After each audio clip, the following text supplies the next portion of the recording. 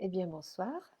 Nous sommes en direct comme convenu pour cette première réunion de campagne, une campagne un peu particulière puisque, comme vous le savez, en raison de, de la loi de la loi sanitaire qui impose aux élus de ne pas organiser de réunions publiques, mais également de ne pas tracter sur les marchés. Les réunions vont se faire en grande partie sur les réseaux sociaux et vous aurez bien sûr également les professions de foi des candidats dans vos boîtes aux lettres. Donc je vois déjà arriver quelques-uns voilà, quelques-unes des personnes qui me suivent régulièrement. Donc je les salue, Patrick, Marc-Antoine, Caroline, Manuel, Lina, Gégé, voilà, tout le monde arrive. Alors, ce soir, tout d'abord, je voudrais commencer en m'excusant parce que pendant la crise et pendant le confinement surtout, j'avais laissé mon compte de campagne en stand-by puisque je m'étais entièrement consacrée et je me consacre encore en grande partie à cette gestion de crise. Donc, je n'ai pas forcément répondu en temps et heure aux messages que j'ai découverts dans l'après-midi d'ailleurs sur le compte de campagne, puisque en fait, je gérais directement de mon compte de maire. Donc, j'ai répondu par contre à quasiment toutes les questions que j'ai découvertes aujourd'hui, mais j'y ai répondu sur la vidéo en direct de 18h où vous étiez nombreux à être présents. Je vois Brigitte arriver aussi. Bonsoir Brigitte. Voilà, bonsoir Martine, bonsoir Kedidja, bonsoir Loulette, bonsoir Madeleine, bonsoir Pierre. Alors, ce soir, le sujet par lequel nous avons avec l'équipe souhaité commencer cette campagne, c'est le sujet de la sécurité. Alors, la sécurité, c'est un sujet qui est un sujet important parce qu'il renvoie à beaucoup de notions. Il renvoie aussi à la question de la gestion des libertés individuelles. Parce que, comme on le dit, la liberté des uns s'arrête où celle des autres commence. Et pour que tout cela soit permis, il faut mettre en place des règles. Voilà, alors je le dis parce que au cours de mon expérience de maire, j'ai pu constater que c'était plus facile de comprendre quand on sanctionnait les autres que quand on était sanctionné soi-même. Mais voilà, c'est la règle du jeu pour qu'une société soit paisible et pour qu'on puisse vivre avec un sentiment de sécurité, avec de la tranquillité. Eh bien, il y a des règles. Et donc, lorsque je suis arrivée en 2014, je suis arrivée dans une situation un peu particulière puisque fin 2013, il y avait eu une série de cambriolages dans les commerces de Miribel. On avait même un commerce qui avait été cambriolé 3 fois de suite avec des menaces. Donc ça avait vraiment créé une tension extrême et beaucoup d'inquiétudes autour de la question de la sécurité. Et j'avais donc promis dans mon programme de mettre en place des caméras de vidéoprotection. Alors ces caméras de vidéoprotection, elles peuvent avoir en tout cas un effet dissuasif, c'est certain, mais elles ont surtout et avant tout un bénéfice qui est de permettre la résolution des enquêtes.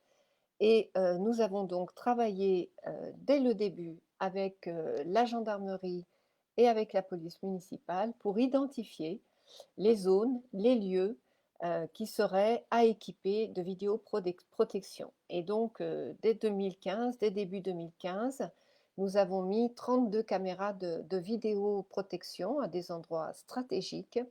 Et je dois dire avec du recul, ces 6 années, que ces caméras ont permis aux gendarmes et à la police municipale de résoudre un certain nombre d'enquêtes. Et donc, on peut dire qu'elles ont une réelle plus-value. Depuis, bien sûr, les élus du territoire, parce que la sécurité, ce n'est pas qu'une question de la ville de, la délinquance n'a pas de frontières, c'est une question de territoire. Et donc, les élus de la communauté de communes ont travaillé sur ce mandat pour l'ouverture d'un centre de sécurité urbain intercommunal, ce qui a permis de mettre en place donc un point pour visionner en direct toutes les caméras de vidéoprotection qui sont installées sur les 6 communes du territoire. Et cela a permis parfois d'identifier notamment bon, les auteurs de casses régulières sur le pont de Lille, puisqu'il suffit effectivement d'avoir le film ou de suivre en direct et de voir voilà, qui sont les personnes qui ont occasionné des dégâts.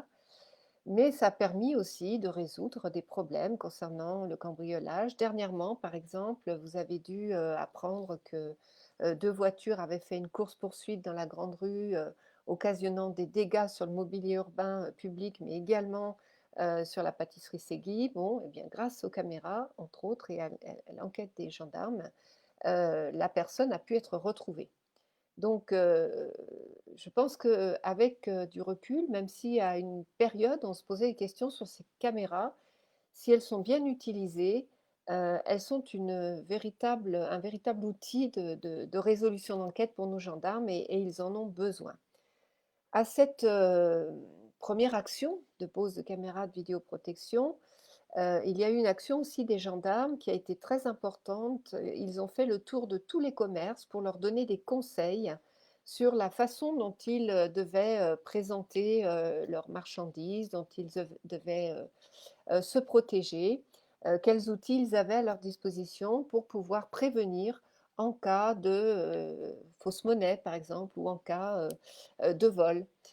Donc, vraiment, un gros effort a été fait sur la question des commerces qui était capitale. Et en cours de mandat, nous avons eu quelques soucis dans la zone, notamment vers la place Grosbon.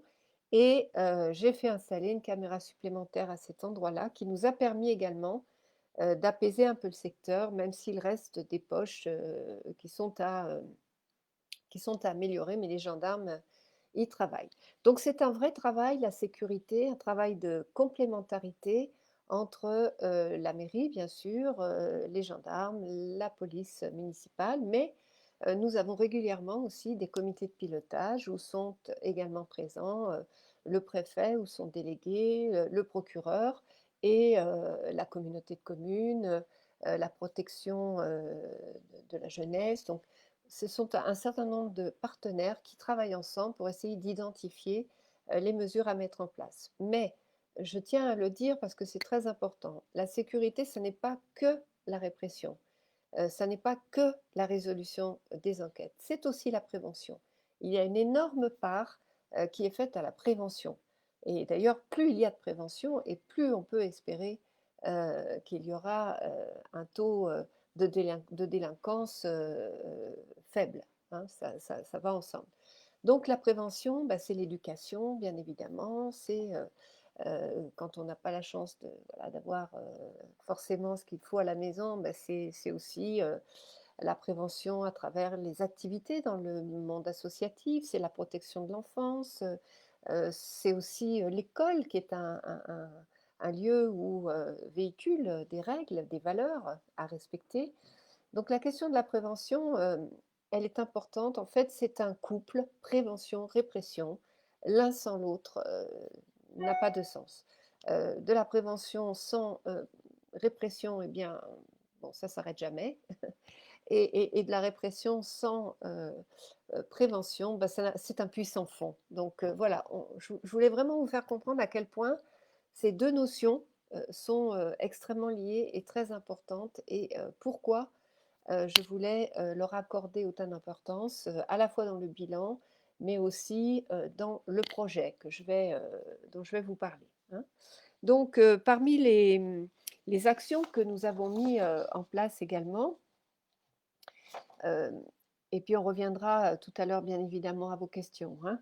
Donc sur ce mandat, je voudrais aussi dire que ça a été un mandat très très spécial parce que donc il a démarré par cette vague d'attaques au commerce de Miribel qui a été assez anxiogène, mais immédiatement derrière on est passé à quelque chose auquel on ne s'attendait pas, à savoir cette très grande vague de terrorisme qui a balayé la France et qui nous a obligés à nous interroger sur notre façon d'organiser l'occupation de l'espace public. On est rentré en plan Vigipirate très vite, dès 2015, et renforcé l'année qui suivait. et tout a changé. C'est-à-dire que tout ce qu'on organisait, d'ordinaire, sans se poser trop de questions, est devenu un véritable, problème d'organisation, de sécurité et donc notre police municipale, mais les gendarmes également, ont fait un gros travail de, de mise en place de protocoles pour permettre de continuer à vivre normalement en organisant des événements dans la ville, mais avec des consignes particulières. C'est pour ça que nous avions à un moment donné rapatrié un certain nombre d'événements sur la place de la République. Mais depuis, les entreprises ont réfléchi à cette question du terrorisme et de la sécurité et ont proposé de nouveaux matériaux. C'est le cas notamment des barrières BAVA dont nous avons fait l'acquisition, des barrières qui sont donc anti-intrusion pour les véhicules et qui nous ont permis de ramener nos manifestations en centre-ville. Et je tiens aussi à saluer le travail de nos policiers municipaux qui ont accompagné, et ça leur a pris beaucoup de temps, toutes nos associations dans l'organisation de leurs événements afin de continuer à préserver la vie que nous aimons à Miribel, d'organiser les manifestations. Donc beaucoup de temps de travail autour de cette question du terrorisme qu'on a presque oublié aujourd'hui parce qu'on est tellement dans la question du Covid qu'on a un peu oublié qu'on est encore dans une période Vigipirate avec une mobilisation de nos forces de l'ordre très importante. Donc cette crise bon, inédite de terrorisme sur la France s'est accompagnée d'une crise sociale très profonde aussi, qui a mobilisé les forces de l'ordre un peu partout. Il faut savoir qu'en 2014, à la brigade de Miribel était adjointe une quinzaine de gendarmes mobiles, puisque nous étions dans une zone de sécurité prioritaire, étant dans l'environnement proche de villes comme Vaux-en-Velin ou Rieux, qui étaient repérées comme étant des zones avec une sécurité à intensifier. Donc nous avons bénéficié d'un certain nombre de moyens et notamment d'une écoute. Alors ça concerne la ville de Miribel et de Saint-Maurice-de-Bénaud, mais ça a bénéficié à tout le territoire, d'une écoute particulière de notre préfet, de nos préfets respectifs, bien évidemment de la gendarmerie, du procureur, qui ont été attentifs à tout ce que nous faisions remonter sur les difficultés que nous pouvions rencontrer sur ce territoire. Donc, à cette période-là a succédé la période du Covid, avec une mobilisation générale également de nos forces de l'ordre, les gendarmes, la police municipale, pour le contrôle durant toute la période du confinement. Ça a été une période intense pour les forces de l'ordre. Donc tout ça pour vous dire, juste pour vous dresser un petit décor, que ce mandat de 2014-2020 aura été un mandat eh bien, assez particulier avec des événements auxquels nous ne nous attendions pas et dans un contexte, je le rappelle, de baisse des dotations de l'État très important. Donc les maires ont dû faire face à toutes ces questions de sécurité ou d'insécurité avec des moyens inférieurs, mais avec une volonté, puisque nous avons réussi à tenir nos promesses et bien au-delà. Donc dans le bilan, je voudrais revenir sur quelques éléments du bilan et puis après on passera au projet, aux questions.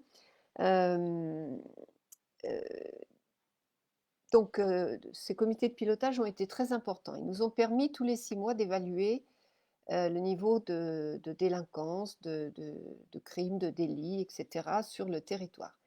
Et je peux dire, hein, je voudrais être rassurante de ce côté-là, les gendarmes tiennent le même discours, hein. Nous sommes sur un territoire qui est assez sécure, on va dire. Ce n'est pas un territoire où il y a une grosse inquiétude, même si, on le sait, la délinquance zéro, ça n'existe pas, les cambriolages zéro, ça n'existe pas, les excès de vitesse, malheureusement, on a pu le voir, ça n'existe pas. Pour autant, on peut quand même relativiser et dire que, pour une grande part, parce que les élus du territoire ont mis les moyens en face, nous sommes dans une zone où on vit relativement paisiblement, hein, mais je reviendrai aussi sur les problèmes, parce qu'il y a des problèmes. Voilà, donc pour ce qui concerne, la question du terrorisme, au-delà des barrières BABA, il a fallu mettre en place dans nos écoles et dans nos crèches, des plans de sécurisation, pour nos enfants et nous avons travaillé avec les services de la gendarmerie et la police municipale et nos services techniques et je peux dire que nous avons été à plusieurs reprises cités en exemple pour le travail réalisé au sein de nos écoles et de nos crèches, hein. La gendarmerie cite la commune de Méribel comme exemple pour la mise en place de ce qu'on appelle les PPMS. Nous avons également travaillé la question de, des violences intrafamiliales, qui est une question qui est très importante. Alors, c'est une question que nous travaillons collectivement au sein de la communauté de communes, mais je peux vous dire qu'au niveau de la commune de Méribel, étant une femme, je pense que ça doit quand même faciliter les choses. J'ai eu, à plusieurs reprises tout au long du mandat, à rencontrer des femmes en situation de danger pour elles-mêmes et pour leurs enfants. Et il a fallu accompagner ces femmes pour leur trouver des solutions. Et c'est vrai que j'ai réalisé à quel point c'était parfois compliqué pour une femme d'aller se livrer. Et le fait d'être un mère femme ben, a favorisé cette confiance, ces confidences. Et en tout cas, j'ai mis un point d'honneur à toujours essayer de trouver des solutions pour ces personnes qui vivaient soit des violences psychologiques extrêmes, voire des violences physiques, hein. Donc ça, c'est des questions qui font partie du quotidien des élus et qu'on a pu voir, bien sûr, qu'on peut voir tout au long du mandat. Et je suis ravie qu'au niveau de la communauté de communes, nous ayons soutenu un poste financièrement, un poste d'assistante sociale en gendarmerie, ce qui permet d'accompagner considérablement et au cas par cas les personnes victimes de violences, hein. Donc c'est vraiment quelque chose d'important au niveau de la communauté de communes qui a été réalisé, de même que la mise en place du centre urbain de sécurité intercommunal qui fonctionne aujourd'hui et qui est très efficace. C'est aussi le fruit d'une réflexion intercommunale. Un sujet qui me tenait à cœur, parce que ça faisait plus de 10 ans que c'était une compétence communautaire et qu'on n'était pas passé à l'action, c'est la question de la fourrière. Donc on avait à Miribel, et je pense que ça concerne essentiellement Miribel, bon, c'est la ville-centre, là où on a sans doute le plus de véhicules aussi, énormément de véhicules qu'on ne pouvait pas évacuer, puisqu'on ne peut évacuer que les véhicules qui sont reconnus comme des épaves.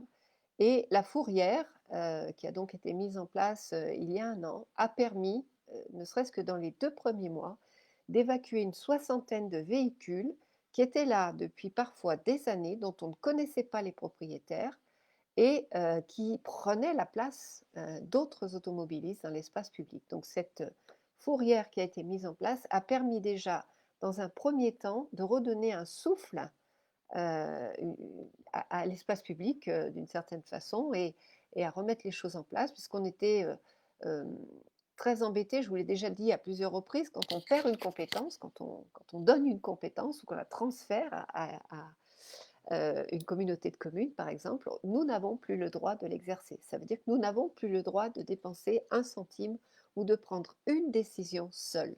Nous sommes obligés de prendre ces décisions au niveau de la communauté de communes. Donc la communauté de communes a mis en place un contrat intercommunal de sécurité où tous les élus sont présents et participent et essayent de gérer cette sécurité à l'échelle du territoire. Malgré tout, pour toutes les questions du quotidien, parce que la sécurité, en tout cas le sentiment d'insécurité, est lié aussi à toutes les questions de manque de civisme. Alors, on l'a dit, je vous ai bien entendu pendant toute la gestion de crise. Euh, on le sait, c'était déjà le cas, et là on traverse une période un petit peu de folie où les automobilistes se mettent à rouler avec des vitesses excessives, voire folles, et extrêmement dangereuses. Cette question donc de l'insécurité routière est apparue encore plus pendant cette période de sortie du confinement comme une question capitale. Et c'est une question à traiter vraiment avec un grand sérieux. Donc, nous avions déjà, il y a quelque temps, équipé la gendarmerie de jumelles dernier modèle pour les contrôles de vitesse. Et ils ont opéré d'ailleurs dernièrement, parce qu'il a fallu étalonner ces jumelles. Elles sont donc revenues et donc les gendarmes ont fait déjà plusieurs opérations. Donc, je ne sais pas si vous les avez vues, mais ils ont fait plusieurs opérations. D'autre part, ils ont aussi des véhicules banalisés hein, qui leur permettent aussi de contrôler la vitesse. À cela, bien sûr, devra s'ajouter des aménagements.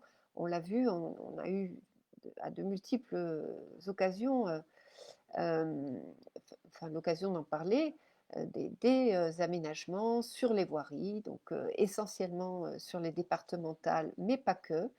Donc, que ça soit des aménagements pour casser la vitesse, que ça soit des aménagements qui permettent d'être dans des zones pacifiées, c'est-à-dire qu'il faudra avoir beaucoup plus de zones 30 dans la ville.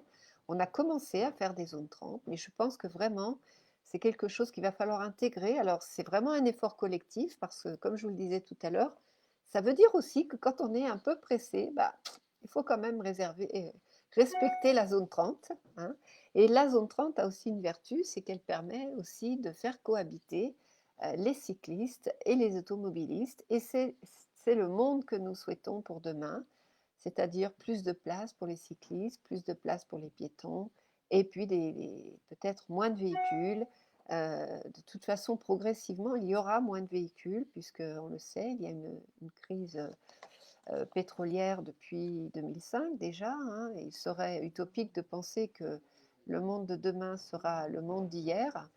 Les choses vont bien sûr évoluer et il va falloir s'adapter et s'adapter aussi pour respecter le climat.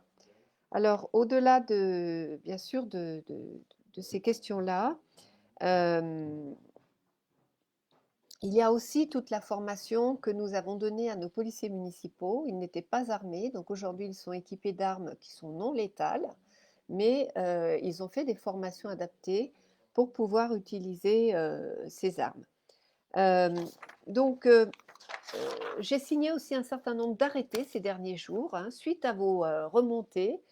Je pensais que c'était dans la loi, mais a priori non. Il fallait que je signe de nouveaux arrêtés, notamment par exemple la tenue des chiens en laisse. Eh bien, tout simplement, s'il n'y a pas d'arrêté, ça n'est pas une évidence. Pour moi, c'était une évidence. Eh bien non. Donc j'ai signé un arrêté. La tenue des barbecues dans l'espace public, ça me semblait être une évidence que ça n'était pas autorisé. Eh bien non. Il fallait donc signer un arrêté et je l'ai fait, ce qui va permettre aux gendarmes d'intervenir lorsqu'il y aura notamment des groupes qui se réunissent sur l'espace public et qui occasionnent de la gêne pour les riverains. Donc là, ils ont un arrêté qui leur permettra d'intervenir notamment sur la question des regroupements et des barbecues sauvages sur l'espace public. La question des dépôts sauvages aussi a été une grosse question. Vous avez fait remonter hein, pendant toute la question pendant toute la période du confinement. C'est des questions auxquelles on réfléchit et sur lesquelles il va falloir avancer. Alors, on doit entendre aussi peut-être les entreprises qui ont peut-être besoin d'avoir des moyens en déchetterie, de nouveaux moyens, je ne sais pas. Il faut les accompagner. Ça ne justifie pas la dépose sauvage, je tiens vraiment à l'affirmer, qui est punie d'une amende de 1 500 euros, hein, il faut le savoir. Bon, le vrai problème, c'est le flagrant délit. Alors, chaque fois, il y a des enquêtes, bien sûr, on est pointu, on essaie de retrouver les indices, mais on ne trouve pas toujours ces indices. Donc, le flagrant délit, c'est quelque chose d'important. Et donc, la question de l'extension des caméras de vidéoprotection sera posée pour un certain nombre d'endroits où l'on a repéré durant ces années qu'ils mériteraient d'être couverts, notamment sur la question de la résolution des enquêtes. Voilà, donc je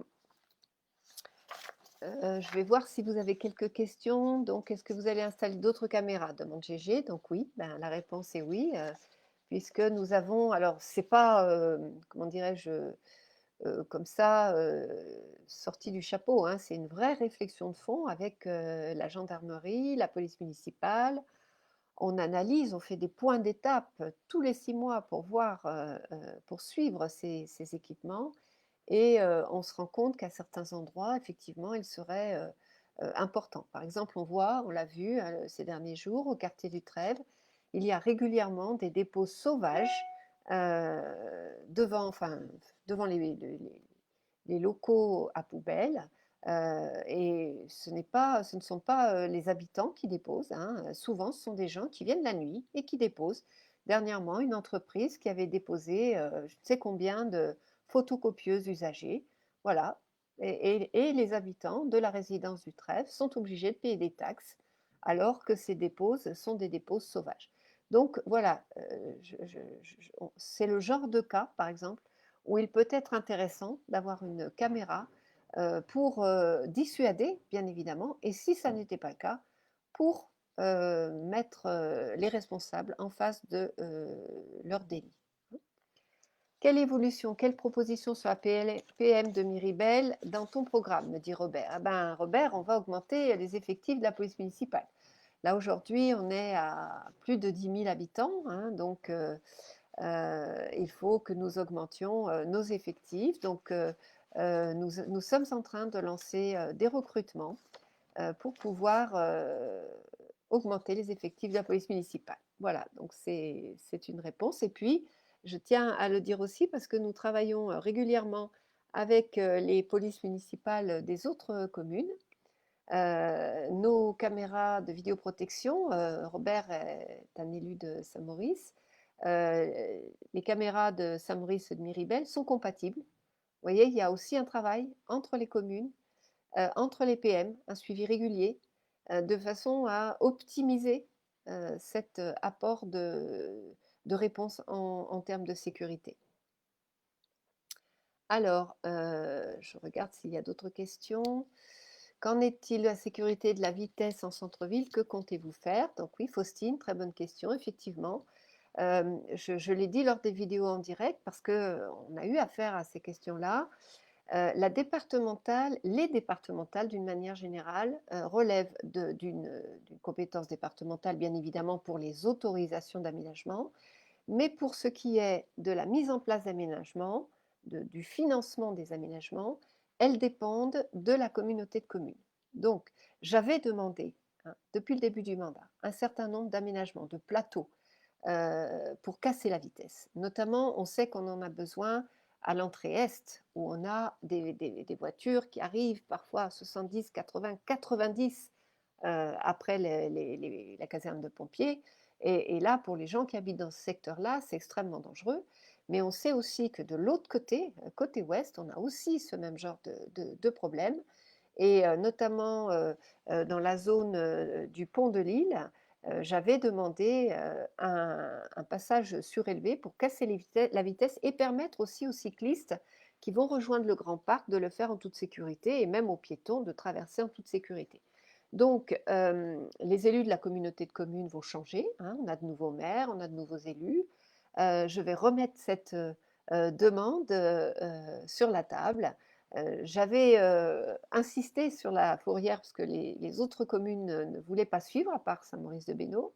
Et donc, j'avais demandé de récupérer cette compétence. Finalement, on a réussi à conserver cette compétence en commun, mais à la mettre en place. Je vais demander de nouveau très fortement, soit à ce que les aménagements soient faits, soit à ce que la compétence soit récupérée pour que nous puissions le faire. C'est important parce que les gens ne savent pas toujours. Ils ne savent pas toujours que le maire ne peut pas tout faire, qu'il n'a pas toutes les compétences et que parfois il dépend des autres. Et dans une communauté de communes, bah, tout le monde a des travaux à réaliser. Et après, bah, c'est une question voilà, d'arbitrage. Et donc, on n'a pas la main là-dessus, on n'a pas toujours. Donc voilà, c'était important. Sur ce mandat, on a réussi à faire réaliser par la communauté de communes deux chantiers. L'accès mode doux qui va de l'espace petite enfance à la départementale et celui qui est aux Échets, le long de la départementale qui va sur Tramway. Mais je n'ai pas pu obtenir ces plateaux surélevés. Donc là, c'est vraiment un enjeu prioritaire Parce qu'avec cette crise que nous avons traversée, nous pensons aussi priorité. Et la priorité, c'est souvent les petites choses du quotidien. Et pouvoir sortir de chez soi sans avoir peur de se faire renverser par une voiture, c'est capital. Alors Gégé et les gens qui prennent les sens interdits, ils s'en foutent complètement. Oui, c'est vrai, Gégé. Alors justement, là, par rapport à ça, je pense qu'il faut toujours pareil, à ce juste équilibre entre prévention et répression. Malgré tout, il va falloir qu'on renforce et qu'on lance un grand plan de mobilisation sur les questions de la citoyenneté. Dire aux gens ce que vous faites, c'est pas bien, c'est ce qu'on fait. Ça marche pas souvent. Par contre, parfois, quand on complimente les gens parce qu'ils font quelque chose de bien, eh bien, ça marche aussi, c'est-à-dire que ça les incite à continuer à faire les choses bien. Donc, quoi qu'il en soit, ça ne remplace pas bien évidemment la verbalisation lorsqu'on grille les sens interdits, les feux rouges, ça, c'est quotidien, quotidien. Et c'est vrai qu'il y a une, alors c'est exacerbé en ce moment, mais il y a une espèce de, voilà, on s'éloigne de plus en plus de ces règles de vie en commun qui sont pourtant indispensables.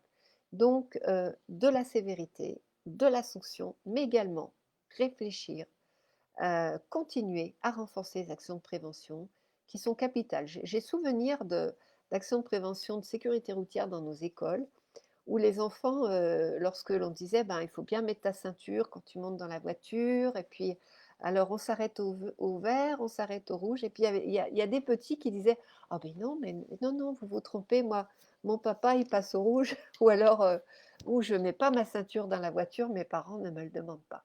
Donc vous voyez, dès la plus jeune enfance, c'est important, parce que les enfants, leur référence, c'est leurs parents. Donc c'est important de sensibiliser aussi les jeunes générations, et d'ailleurs, parfois, ce sont eux qui vont dire à leurs parents ah, là, là, c'est pas bien, il ne faut pas faire ça, etc. Hein. Donc, c'est important parce que ce sont les futurs automobilistes de demain et c'est capital qu'on les sensibilise sur ces questions. Alors, Pierre est parti, bonsoir. Les dépôts sauvages, je suis d'accord avec vous, Jean-Marc, il faut les punir sévèrement. D'ailleurs, ils sont punis de 1 500 €. Le vrai problème, c'est quand on ne trouve pas, quand ça n'est pas un flagrant délit. Et malheureusement, les entreprises qui déposent, ou les particuliers parfois, vont dans des endroits un peu perdus, souvent aux échelles d'ailleurs. Hein. D'ailleurs, je ne sais pas si vous avez remarqué, mais pendant le confinement, nous avons mis nos barrières BAVA, notamment du côté des RETS, ces fameuses barrières anti-intrusion, pour empêcher justement les camions de venir déverser les dépôts. On a réussi à retrouver et à sanctionner hein, une entreprise notamment qui avait déversé des dépôts aux déchets. Donc voilà, c'est souvent dans le secteur des déchets qu'on retrouve ces problèmes-là, ou même dans le secteur du marinier. Voilà, le contournement du marinier, ben, bonne question. Ben, le contournement du marinier, on l'attend toujours. Alors ça, c'est une vraie question de fond. Parce que la question des trottoirs à Méribel, elle est cruciale, mais alors au Marié, elle est plus que cruciale, hein, elle est capitale. Nous avons réalisé dans ce mandat un plan de déplacement. On a des solutions pour faire des trottoirs au Marié, mais on ne peut pas les faire aujourd'hui sans ce contournement. J'avais demandé à notre conseiller départemental de faire avancer ce dossier. Aujourd'hui, je n'ai rien de concret. Hein. On me parle d'une étude qui serait lancée. Bon, nous-mêmes, nous avions déjà une étude du département précédent, mais à l'heure actuelle, je n'ai absolument rien concernant ce contournement, à part des belles paroles, mais rien de concret. Donc ça, c'est vraiment quelque chose que j'attendais de notre conseiller départemental, Jean-Pierre Guettet, mais qu'il n'a pas su faire sur ce mandat.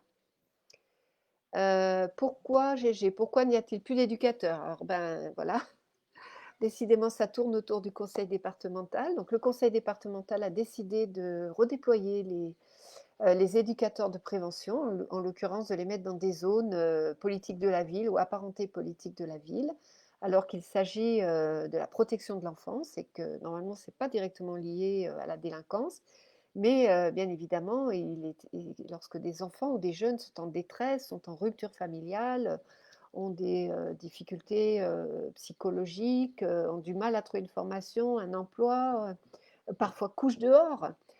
Ces jeunes avaient besoin d'éducateurs. Et nous avions des éducateurs de prévention spécialisés à Miribel depuis plus de 20 ans, qui faisaient un travail absolument extraordinaire.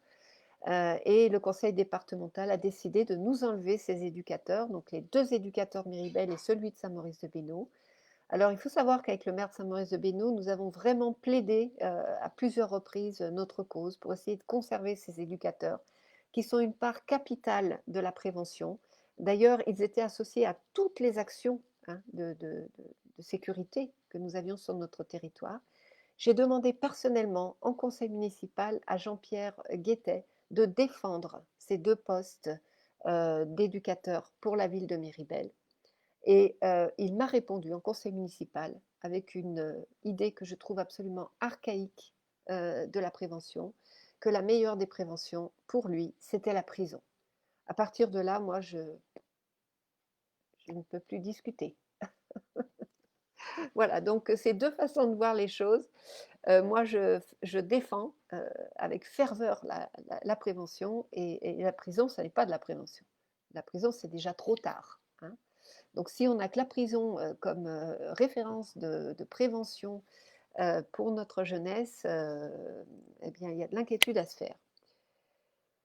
Alors, y a-t-il des Roms qui cambriolent sur Miribel? Donc ça, c'est Jean-Marc. En ce moment, puisse être tenu informé pour postuler en tant que policier municipal. Merci.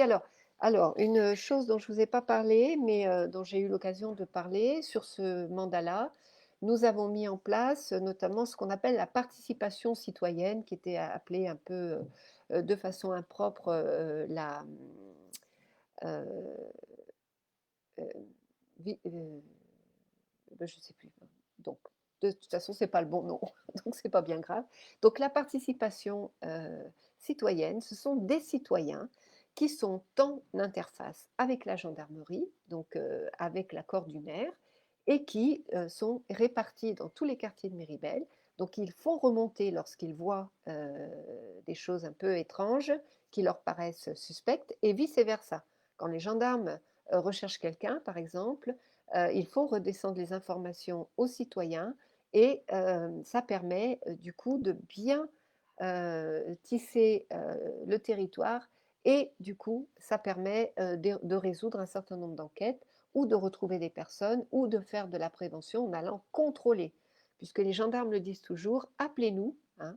Parfois les gens disent oh, bah, j'ai vu, oui, ça m'a paru bizarre, mais bon, les gendarmes disent toujours il y a un truc qui vous paraît bizarre, appelez-nous. Il vaut mieux nous appeler pour rien que pas nous appeler, parce que ça leur permet à eux d'intervenir et de juger de l'opportunité de venir. Alors, des Roms, il y en a dans toute la France, des Roms.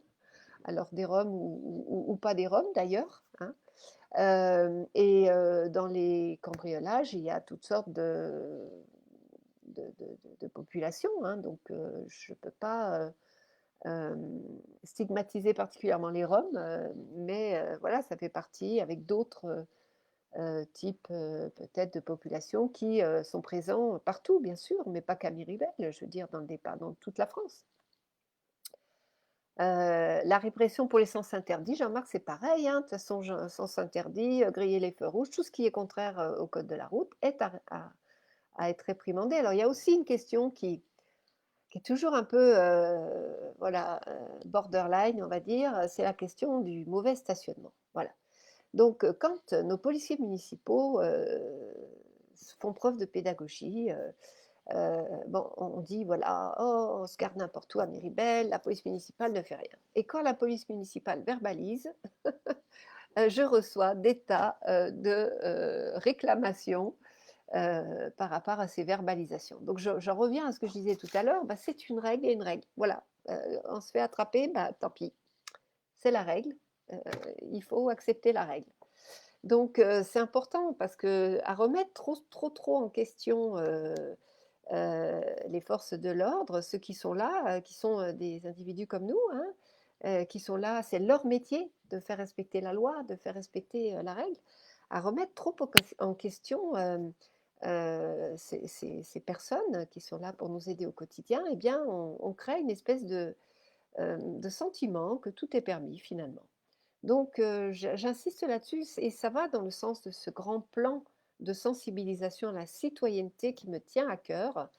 Il faut vraiment qu'on travaille ces questions-là. De même que sur les aménagements, il y a des choses qu'on peut faire et qui sont moins coûteuses et qui pourraient simplement euh, obtenir une validation du département quand c'est une départementale ou d'une rue, bah, écoutez, ça dépendra de la mairie. Ce sont ce qu'on voit aujourd'hui, ce sont des passages piétons en 3D. Alors, je ne sais pas si vous avez déjà vu ces passages piétons en 3D, mais en fait, le réflexe humain, c'est d'avoir l'impression d'être face à un obstacle et donc, de lever le pied. Ce sont des expériences qu'on voit un petit peu partout maintenant en France. Et on a déjà réfléchi à ces questions-là et je pense qu'il est très important de tester ces nouveaux aménagements parce qu'ils permettent effectivement de ralentir la vitesse. Alors, GG, ça dépend de quoi? De les remettre les éducateurs, de nouvelles élections au département? Je ne sais pas. Je ne sais pas parce que je ne pense pas qu'on va changer le département du jour au lendemain. Le département propose aujourd'hui des actions ponctuelles. Bon, mais ce qui est important, c'est d'être au quotidien avec les jeunes qu'on suit, par exemple, hein, puisqu'ils s'occupent essentiellement des 14-18 ans, 12-18 ans même parfois. Donc, ce qui est important, c'est voilà, d'être là, de les connaître, de connaître leur famille, de les accompagner, de les suivre. Ils suivent parfois aussi les jeunes, par exemple, qui ont été incarcérés pour qu'ils rentrent et qu'ils ne recommencent pas de bêtises. Donc voilà, je pense qu'on a vraiment fait beaucoup. Pour l'instant, on n'a pas été entendu. Donc on nous propose des actions ponctuelles. Bon, c'est toujours mieux que rien, mais je pense qu'on remettra le couvert, si je puis dire, avec le maire de Saint-Maurice, si nous sommes élus, puisque, je le répète, la prévention et surtout des populations les plus fragiles. Et quand je dis fragile, vraiment, on le sait, l'adolescence est une période difficile, quels que soient les milieux, hein. Ça peut être des problèmes d'alcoolisme, même dans les bonnes familles, hein, comme on dit. Les adolescents, certains sont en fragilité, ont besoin de plus d'attention, de plus d'accompagnement pour ne pas foutre leur vie en l'air, hein, tout simplement. Donc ça, c'est des questions qui me tiennent à cœur et que je continuerai à défendre avec mon équipe. Alors, comment on fait partie de la participation citoyenne? Bah, écoutez Pierre, c'est pas compliqué. Vous me faites un courrier en mairie et eh bien, vous me faites votre demande et donc j'en ferai part à la gendarmerie qui régulièrement, 2 fois par an peut-être, fait de la formation. Puisque attention, hem, oui, le mot que je cherchais tout à l'heure, l'expression c'est voisin vigilant, hein, qui est un mot qui est impropre. C'est pas comme ça qu'il faut dire officiellement. Mais les gendarmes sont les premiers à dire attention, hein, on ne fait pas tout et n'importe quoi. Hein, c'est pas parce qu'on est dans la participation citoyenne qu'on se croit autorisé à rendre la justice soi-même. Donc les gendarmes qui sont dans la raison, dans la tempérance, évaluent bien évidemment les personnes qui font une candidature. Donc Pierre, si ça vous intéresse, envoyez-moi votre candidature. D'ailleurs, nous allons rebooster un peu ce réseau, hein. Le lieutenant Tassin s'y est engagé également. C'est important qu'on puisse avancer. Alors, je vois Patrick qui dit merci pour la réponse sur les Roms. Oui, c'est vrai qu'on stigmatise toujours certaines populations, mais je peux vous dire que ceux qui grillent les feux rouges, les stops et compagnie, c'est pas des Roms. Alors, pour les passages cloutés, je trouve très efficace le feu qui est sur le passage protégé de l'école Henri Deschamps, par exemple. Alors, ah bah, ça me fait plaisir, Patrick, parce qu'on a fait la même chose aux mariés et ça a été tout un poème, hein. Et en fait, ce sont des feux qu'on dit intelligents et qui permettent de favoriser le passage des enfants, tout simplement. Et quand on arrive à une vitesse trop importante, eh bien, hop, il passe au rouge. Donc, pour protéger le passage des enfants, qu'on privilégie toujours, eh bien, la mise en place de ces feux a été faite et bah, écoutez, je suis ravie si si ça convient. On a des bons retours, hein, ça c'est vrai. Et je vais vous dire, on a même plus de sécurité parce que les enfants et les parents se sont responsabilisés avec ces feux, alors qu'avant, on avait des personnes qui faisaient passer. Et parfois, il y avait justement eh bien un manque de sécurité parce que quand on reporte trop la responsabilité de sa sécurité sur les autres, eh bien, à un moment donné, on ne maîtrise plus rien. Donc là, on fait confiance aux gens et on fait confiance au fait qu'ils vont avoir le sens de se protéger et de protéger leurs enfants et les enfants qui les entourent, hein. C'est le pari qu'on fait. Alors, manque de caméras aux Échets, Florence. Mais écoutez, il manque de caméras. Il y a sans doute des caméras à mettre à plusieurs endroits. En tout cas, je le redis, on ne mettra pas des caméras dans toutes les rues, c'est une certitude. On mettra des caméras là où les gendarmes auront un intérêt à avoir ces outils pour la résolution d'enquête. Voilà. Donc là, il y a encore une marge d'amélioration et nous irons bien sûr sur une évolution. Madeleine, bonsoir Madeleine. Merci Sylvie de nous informer d'être présente au quotidien dans la vie municipale, ainsi que toute l'équipe. Merci Madeleine, c'est gentil. Euh, Jean-Marc, gentil aussi, qui met un petit mot d'encouragement. Voilà, donc vous voyez que la sécurité, c'est très vaste, c'est très très vaste, mais ça passe d'abord par de la pédagogie, de l'éducation, de la sensibilisation à la citoyenneté, de l'encouragement à faire bien. Je le redis parce que enfin, moi j'y crois beaucoup. Alors après, bon, on dira peut-être que c'est utopique, mais je suis persuadée que si on. Alors, on aura toujours une marge, hein, on aura toujours un nombre, heureusement, assez faible de personnes qui n'écouteront rien parce que voilà, ils sont déjà ailleurs, ils ont déjà. Ils n'ont pas forcément un cadre qui leur a permis d'avancer dans la vie en respectant les autres. Et ils ne se rendent pas toujours compte d'ailleurs même des répercussions sur les autres. Parce que c'est ça le vrai problème finalement du respect des règles. C'est, comme je disais tout à l'heure, c'est la question de la liberté de chacun. C'est-à-dire qu'à un moment donné, en s'octroyant une tolérance à faire quelque chose qui n'est pas permis, eh bien, on peut mettre en danger quelqu'un d'autre. Voilà. Et c'est ce qui occasionne des accidents de la route mortels, des gens qui sont blessés à vie, euh, voilà, des choses qu'on ne voudrait pas voir. Et d'ailleurs, on a vu que pendant cette période de confinement, les accidents mortels avaient drastiquement baissé, bien sûr, parce qu'il y avait moins de gens sur les routes. Et puis, à la sortie du confinement, pouf, une espèce de décompensation. Et j'ai changé avec les gendarmes qui me disaient que c'était dans la France entière, c'est-à-dire là, des excès de vitesse qu'on n'avait jamais vus jusque-là, hein, des excès de vitesse de folie, des accidents un peu partout, liés à des courses-poursuites, voilà, ainsi que, dans le même ordre d'esprit, d'idée, des déchets jetés un peu partout. Vous avez vu ces photos des quais à Lyon, des quais du Rhône, des quais de Saône, des photos épouvantables avec des déchets partout. On m'a rapporté, vous m'avez rapporté qu'il en était de même pour le Grand Parc. Alors ce Grand Parc, si magnifique, cet écrin de verdure qu'on aurait voulu garder, protéger des véhicules beaucoup plus longtemps, et peut-être ça viendra, j'espère. Mais là, aujourd'hui, on se rend compte à quel point, finalement, on s'était dit, peut-être que ce Covid va faire un peu changer les mentalités. On va se rendre compte que c'est vraiment important de préserver la planète, que c'est vraiment important d'arrêter de jeter, de consommer n'importe quoi, de jeter n'importe quoi partout. Et ben on se rend compte que ça a renforcé peut-être les convictions de certains qui étaient déjà convaincus.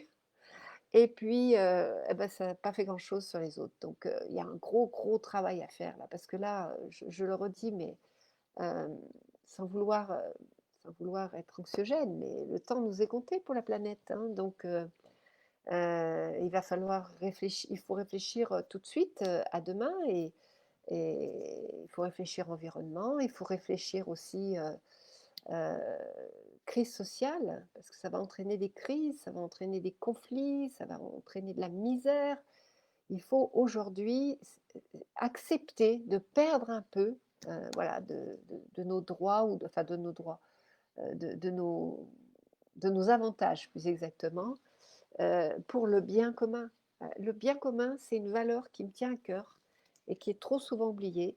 Le bien commun, ce qu'on a en commun et que nous avons à préserver. Et c'est important vraiment qu'on travaille sur ces questions-là. Alors Pierre qui dit oui, les gens se sont lâchés avec le déconfinement incroyable et les déchets jetés partout, c'est vrai.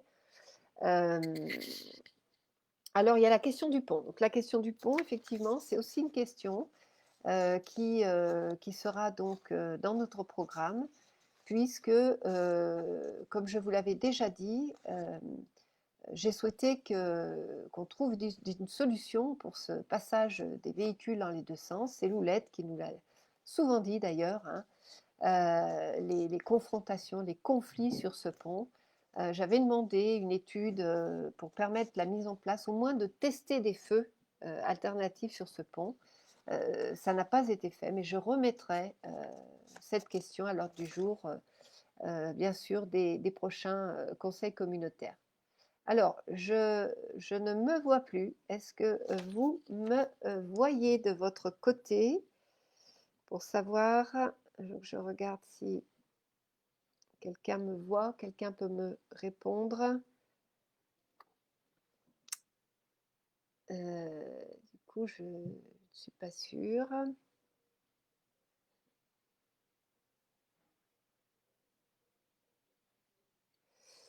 Voilà, j'espère que la vidéo ne s'est pas arrêtée en cours.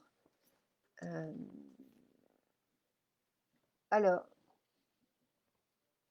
bon, puisqu'on me voit, je suis rassurée. Alors, je vais répondre à Patrick.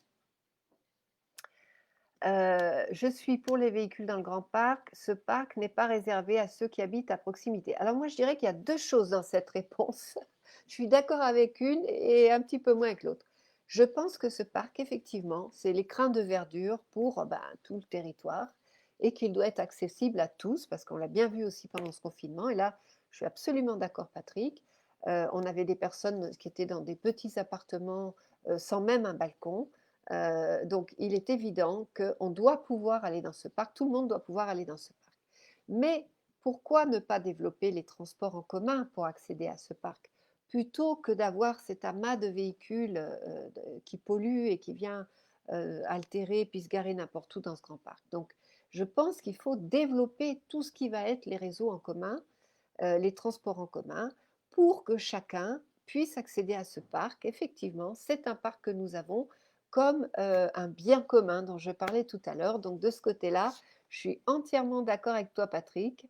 Ce parc, il est à nous tous et on doit le partager. C'est un lieu de rencontre, c'est un lieu multiculturel, c'est un lieu d'une grande richesse, c'est un lieu de culture aussi qu'il faudra conserver. Mais voilà, peut-être qu'on peut imaginer d'autres modes de déplacement qui permettraient d'avoir effectivement moins de véhicules, plus de place aux cyclistes, plus de place aux piétons, plus de place à d'autres déplacements alternatifs, hein. On peut imaginer toutes sortes de choses.